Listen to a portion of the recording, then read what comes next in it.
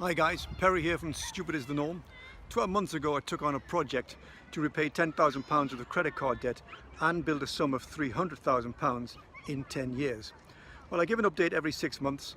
Today is the 12-month anniversary and the numbers are in. Now there are 3 parts to the project.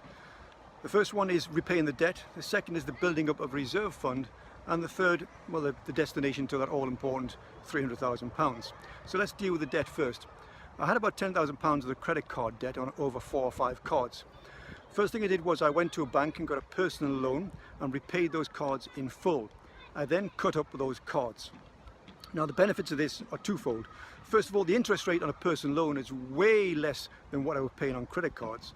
My credit card payments, minimum payments, were just over £400 a month, and when I repaid them using the personal loan repayments were only £220 a month. So that's a savings of almost £200 a month. The other benefit of taking a personal loan out instead of just paying the minimum on the cards is that you have a finite end date. I borrowed that £10,000 over 5 years, and so whatever happens, if I don't overpay that debt at all, in 5 years' time, that's gone. Well, I popped into the bank yesterday, got the figures for the outstanding debt on that loan, and it is £5,861.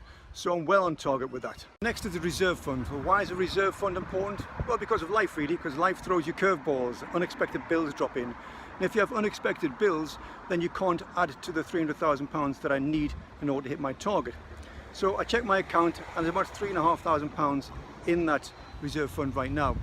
Now, that's not what I wanted more than that. I need £3,000 because £3,000 is my contribution to 3 months' bills in the household. So whatever happens, if I perhaps aren't able to work because of illness or what have you, then I can still survive for 3 months. But it's not enough. I wanted more in there because what I wanted to do at the end of the year was to use any surplus in that fund to pay down the debt faster or to add to my £300,000. And the reason it is lower than I thought, or imagined or wanted, was because I had some unexpected bills. I had a bit of a bump in the car, 2 bumps actually, which cost me £1,600. My sister and I had to replace our parents' boiler and we chucked £1,000 each into that. And I had a £600 tax bill. So I'm a bit behind the ball, but I have some plans to build up that fund in the future, which I will explain to you in future videos. Now to the exciting bit. Where am I on my journey to £300,000? Well, I put £500 a month into a pension scheme, but it's not enough. I should be putting £800 in. So why don't I? Why? Because of life's unexpected challenges, the things that life throws at us and we don't expect.